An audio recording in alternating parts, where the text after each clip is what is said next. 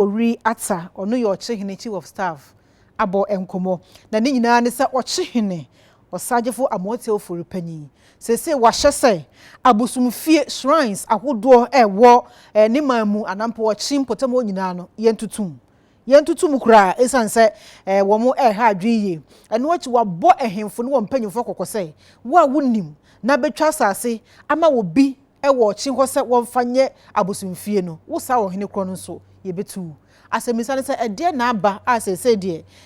Okyenhene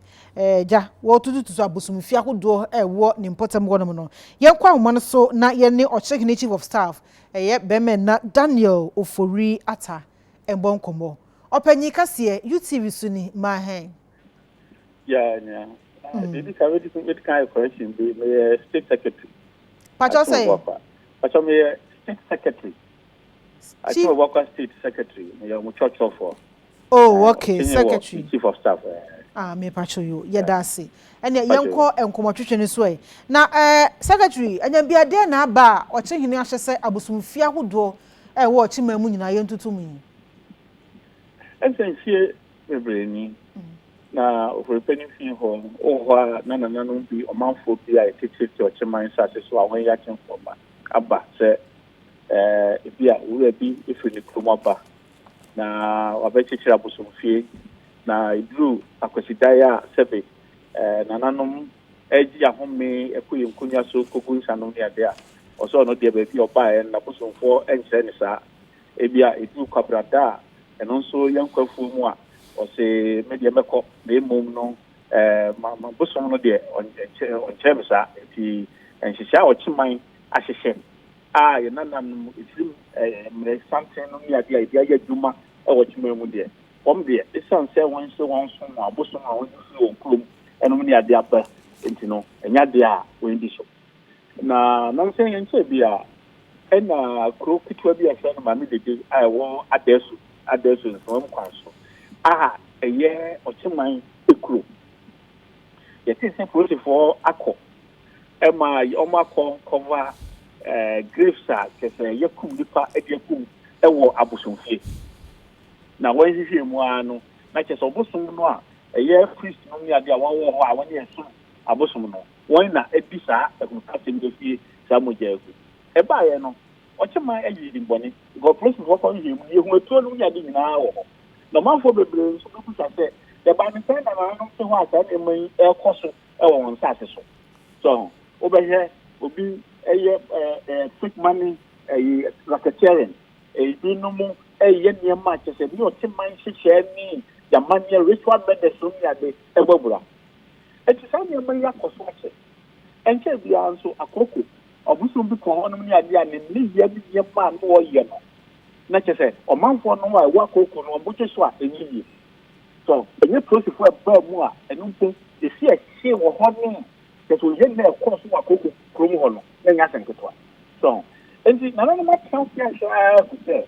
sa abusum no a enko fo so wa so a when enka Okyeman ye hyehyɛ ye ho when fu ba bi when you want to have a game session when you Okyeman amamne so no esa edu bra na nanum esi want to sponsor that. But the anonymous says, Okyeman assassin no, is 2 lands, or study for more to repaying on an idea. And him for what you win, a free is a woman with you, and the corporate dignity. A win no, only a him for, or study for more to repaying, or don't want to success and assassin, Nanam and her so man. It's obvious what may, or Okyeman assassin. I also have a young assassin.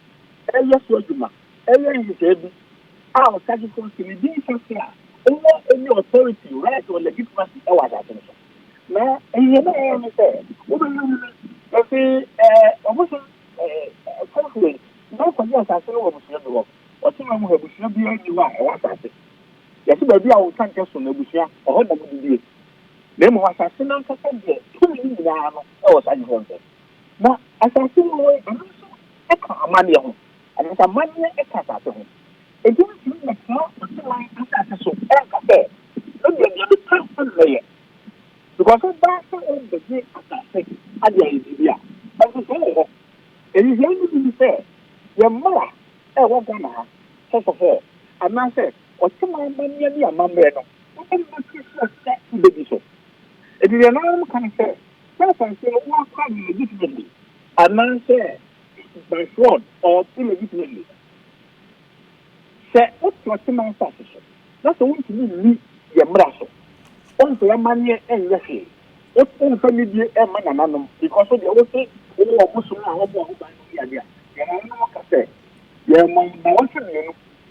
that's what is now when to free Okyeman asa so hello Oroforeta Auntie wow enyambia nana kasa de nanso no wonse obi wo honom a sabio manususimina so ni gidie ewo abosomfo mu pa na Ghana ha say social amamra na ye freedom of worship enti omo gidie ewo abosomsun mu a sabio mu nyi kristosumeni no mo nya sure say mu tietia asafo no so fa ahodie so say mo kasa abosomfi ahodo a ewo Okyeman mu ntutumu a freedom of worship no it's a conform to the relevant laws of the Republic of Ghana. It's a conform to the relevant customs. A man no me ade a shirt and animals. Won't mean can say freedom of worship in the media. Nipa mo jana mbi adwuma, na mbi adwuma e ma me bu so no tumi no me ade ntino. E be class so a media nipa kum no me ade na mbi be ya adwuma. Won't mean can say freedom of worship. Na me mo ndia me bo so no tell me say ko sigara no betu ya de mo pe. E ba na no so so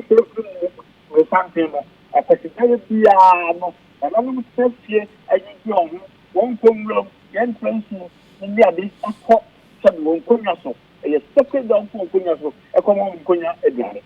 e design yemen obi abosom no na nke kita mante obi tiemu a abosom bi ba ho bi ade atese abosom fo no omu ya no o se ni sise ni se mante o yeto ho ni se o de ese the sea abosomfi ho no e ho de ese ni to Okyeman so ye ma ho kwan edi ye nipa e ofi okay sabe professor bamu a anka tese mo je sie ko de beba chitamante krom ho no tanya sanketo a